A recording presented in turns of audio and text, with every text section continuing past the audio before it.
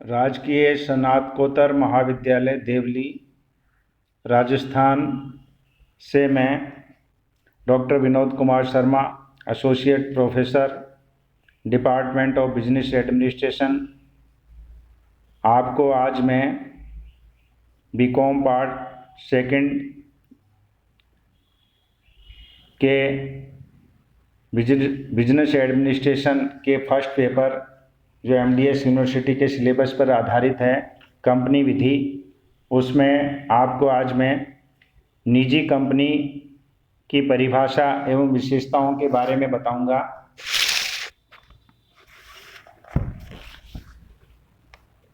व्यावसायिक संगठनों के प्रारूपों में निजी कंपनी प्रारूप का एक विशेष स्थान है। यानी निजी कंपनी जो है वो भी व्यवसाय करने का एक तरीका है, प्रारूप है। इसकी अनेक विशेषताएं हैं तथा इसे सार्वजनिक कंपनियों की तुलना में कुछ विशेषाधिकार एवं छूटें भी प्राप्त हैं। ऐसे में निजी कंपनी की विशेषताओं के बारे में, विशेषाधिकारों छूटों के बारे में समझना है। लेकिन अभी सबसे पहले हम निजी कंपनी की परिभाषा को जानेंगे। कंपनी अधिनियम के अनुसार निजी कंपनी से तात्पर्य ऐसी कंपनी से है जिसकी प्रदत्त पूंजी निर्धारित की गई राशि की हो तथा अपने अंतर नियमों द्वारा तीन बातें जो है वो तय करती है अंतर नियमों में। यानी प्रदत्त अंश पूंजी तो निर्धारित है उसकी, और तीन बातें और हैं।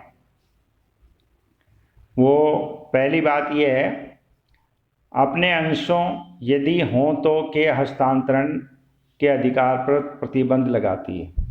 यानी कोई अंश वाली निजी कंपनी है तो वह उसके हस्तांतरण के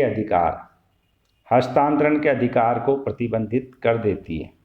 किसके द्वारा? अपने अंतर नियमों में प्रावधान करके। दूसरा, अपने सदस्यों की संख्या एक व्यक्ति कंपनी को छोड़कर, यानी ओपीसी यानी वन पर्सन कंपनी को छोड़कर अपने सदस्य संख्या 200 तक सीमित रखती है। इन सदस्यों में अगला है, इन सदस्यों में ऐसे व्यक्ति शामिल नहीं होंगे, ऐसे व्यक्ति जो कंपनी के कर्मचारी हैं एवं कंपनी के सदस्य अंशधारी भी हैं। दोनों बात हैं तो वो 200 की काउंटिंग में नहीं आएंगे। दूसरा, ऐसे व्यक्ति जो पहले कंपनी के कर्मचारी होते हुए कंपनी के सदस्य थे और कर्मचारी न होते हुए भी कंपनी के सदस्य बने हुए हैं, वो भी 200 की काउंट में नहीं आएंगे। इसके अतिरिक्त यदि दो या अधिक व्यक्ति संयुक्त रूप से कंपनी के अंशधारी है तो सदस्यों की गणना करते समय उन संयुक्त अंशधारियों को एक सदस्य ही गिना जाएगा।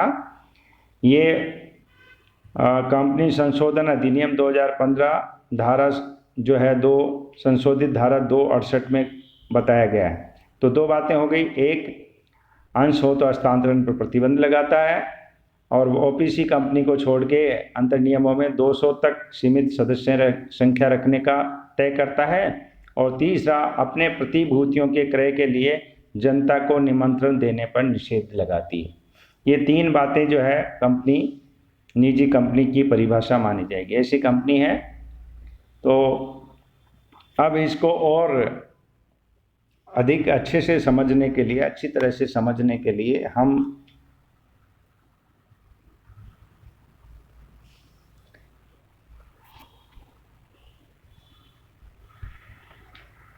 निजी कंपनी की परिभाषा पढ़ी।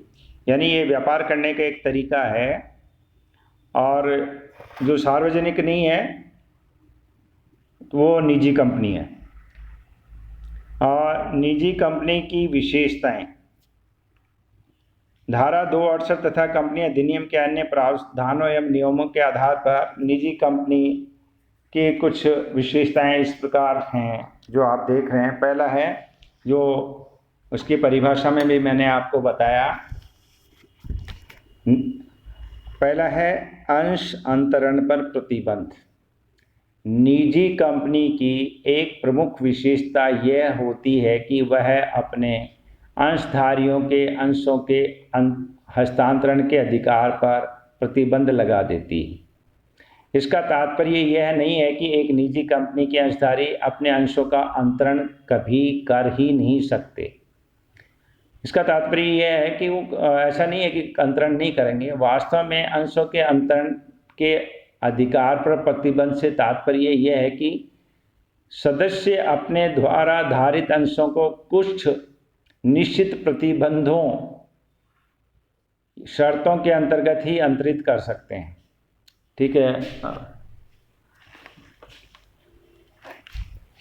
रिकॉर्डिंग से हाँ, अंतरित कर सकते हैं, कुछ निश्चित प्रतिबंधों के अंतर ही कर सकते हैं। यद्यपि कंपनी अधिनियम में इस प्रकार के प्रतिबंधों का उल्लेख नहीं किया गया है, किंतु कंपनी अपने अंतर्नियमों में कुछ प्रतिबंधों का उल्लेख कर सकती है।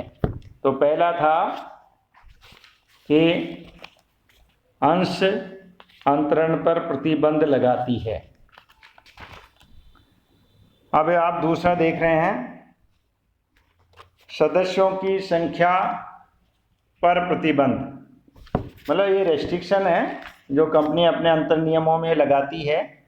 निजी कंपनी के न्यूनतम एवं अधिकतम सदस्यों की संख्या का उल्लेख कंपनी अधिनियम में किया गया है, परंतु सदस्यों की संख्या का यह प्रावधान उन निजी कंपनियों पर लागू नहीं होता है जो एक व्यक्ति कंपनी के रूप में पंजीकृत की जाती है।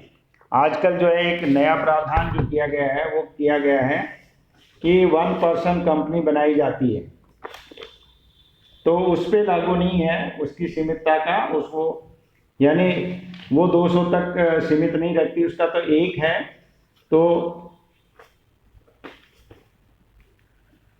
एक ही तक सीमित रखना पड़ेगा। एक व्यक्ति कंपनी में तो न्यूनतम सदस्य अधिकतम सदस्य संख्या एक ही रहती है। हाँ, एक व्यक्ति कंपनी के अतिरिक्त सभी निजी कंपनियों में न्यूनतम 2 सदस्य होने आवश्यक हैं।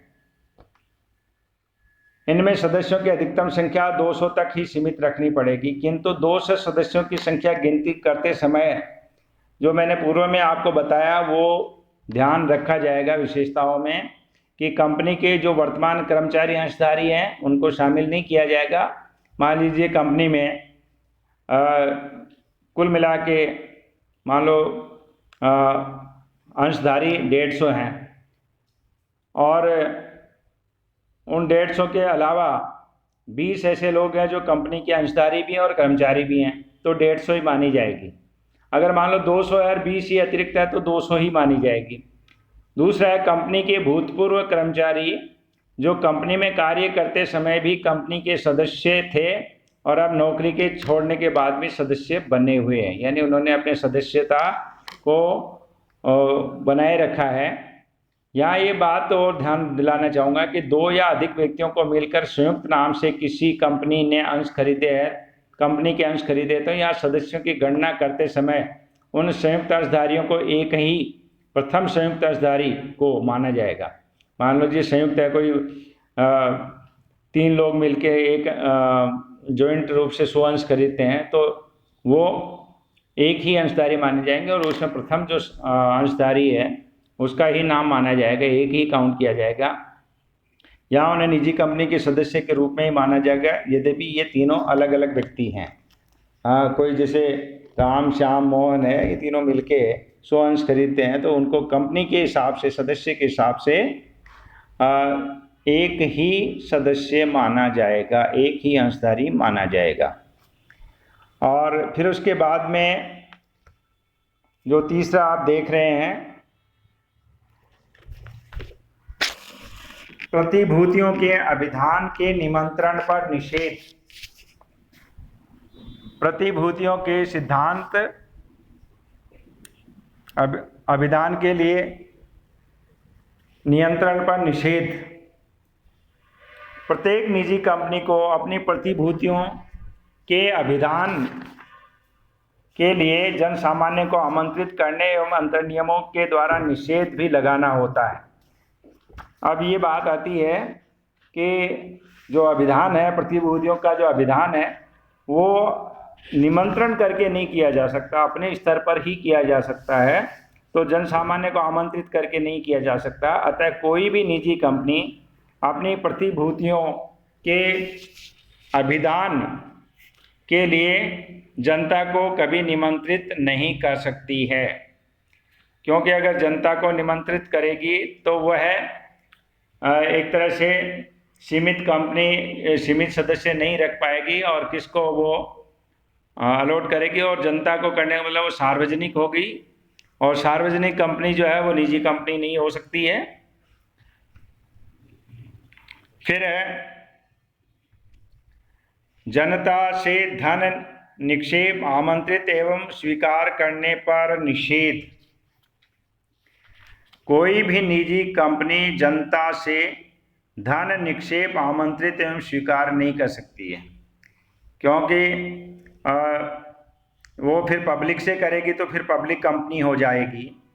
किसी भी कंपनी केवल अपने सदस्यों से ही धन निक्षेप आमंत्रित, कोई निजी कंपनी जो है वो अपने लेवल पर ही, अपने स्तर पर ही अपने ही सदस्यों से धन निक्षेप आमंत्रित करेगी। जिस तरह से वो है अपने सदस्यों को संपर्क करके, अपने स्तर पर ही सदस्यों से संपर्क करके, निजी स्तर पर ही संपर्क करके वो अंश आवंटन करती है, व्यक्तिगत रूप से संपर्क करके। उसी तरह से व्यक्तिगत रूप से संपर्क करके ही वह अपने सदस्यों से धन निक्षेप आदि स्वीकार करती है।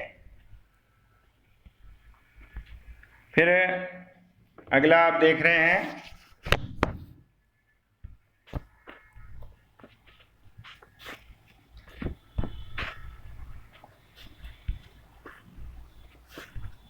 अंतर नियम। प्रत्येक निजी कंपनी को अपने स्वयं के अंतर नियम बनाने पड़ते हैं।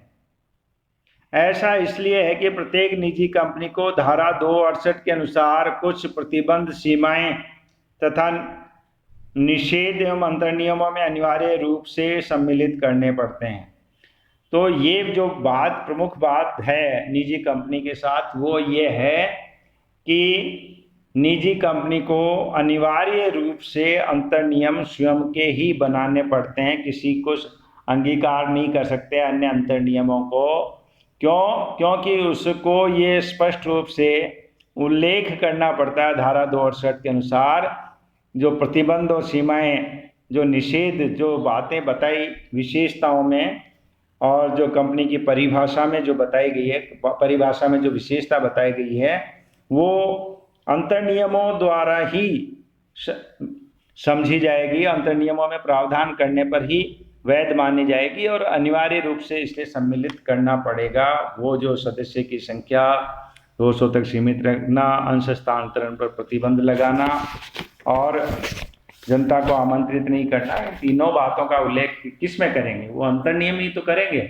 इसलिए अंतर नियम नहीं बनेंगे तो ये प्रतिबंध नहीं लगेंगे, तो कंपनी की जो वस्तु स्थिति है वो निजी कंपनी है अथवा नहीं, वो समझ में नहीं आएगी। फिर नेक्स्ट है न्यूनतम संख्या में अभिदाता सदस्य। किसी भी निजी कंपनी एक व्यक्ति कंपनी को छोड़कर समामेलन हेतु कम से कम 2 व्यक्तियों अभिदाताओं द्वारा सीमा नियम पर हस्ताक्षर करने अनिवार्य हैं। 2 व्यक्ति होंगे न्यूनतम अभिदाता। एक कंपनी वह है तो निजी कंपनी, एक कंपनी भी ओपीसी अलग है, जिसका प्रावधान अभी हाल ही में किया गया 2013 में, लेकिन कम से कम 2 व्यक्तियों अभिदाताओं द्वारा सीमा नियम पर हस्ताक्षर करने आवश्यक है। इसमें कंपनी के समामेलन के उपरांत ये दोनों अभिदाता ही कंपनी के प्रथम सदस्य बनते हैं। एक व्यक्ति कंपनी की दशा में केवल एक ही व्यक्ति अभिदाता सीमा नियम पर हस्ताक्षर करता है। समामेलन के बाद एक व्यक्ति कंपनी का वही अभिदाता ही अकेला सदस्य माना जाता है। तो ये न्यूनतम संख्या के बारे में था। अब है, आपको मैंने बता दिया पहले, अधिकतम संख्या के बारे में तो बता ही दिया है कि 200 तक रहेगी इसमें, और वो किस तरह से रहेगी उसके बारे में भी बताया है आपको। अब मैं आपको जैसे सातवां जो विशेषता है वो है न्यूनतम एवं अधिकतम संचालक। प्रत्येक निजी कंपनी एक व्यक्ति कंपनी को छोड़कर न्यूनतम 2 संचालक होने अनिवार्य हैं। एक व्यक्ति कंपनी की दशा में न्यूनतम 1 संचालक होना अनिवार्य है, किंतु सभी प्रकार की निजी कंपनियों एक व्यक्ति कंपनी सहित अधिकतम 15 संचालक हो सकते हैं। यानी एक व्यक्ति कंपनी में भी 15 संचालक हो सकते हैं। कोई भी कंपनी 15 से अधिक संचालक भी नियुक्त कर सकती है, किंतु ऐसा करने से पूर्व कंपनी को विशेष संकल्प पारित करना होता है। ये धारा 149(1) में ये बताया गया। अब ये अगली जो बात है वो है नाम के साथ कुछ विशेष शब्दों को जोड़ना। प्रत्येक निजी कंपनी के नाम के साथ प्राइवेट लिमिटेड शब्दों को जोड़ना पड़ता है, चाहे वो हिंदी में लिखे, इंग्लिश में लिखे या अन्य लैंग्वेज में लिखे। किंतु एक व्यक्ति कंपनी को अपने पंजीकृत नाम के अंत में इन शब्दों के साथ साथ ओपीसी अक्षरों को भी जोड़ना पड़ता है। ये तो प्राइवेट लिमिटेड और फिर ओपीसी, 1 पर्सन कंपनी, ओपीसी लिखा जाएगा। फिर है अगला जो अंतिम इसमें विशेषता है वो है प्रविवरण नहीं। कोई भी निजी कंपनी अपनी प्रतिभूतियों के क्रय के लिए जनता को आमंत्रित नहीं कर सकती है, अतः यह प्रविवरण भी निर्गमित नहीं कर सकती है धारा 23 तथा धारा 42 के अनुसार। तो ये जो है निजी कंपनी इस तरह से एक व्यापार करने का एक तरीका है, और ये निश्चित रूप से सार्वजनिक कंपनी जो नहीं होती वो निजी कंपनी के रूप में रजिस्ट्रेशन करवाते हैं इसका, और क्यों करवाते हैं इसका हम बाद में अध्ययन करेंगे। धन्यवाद।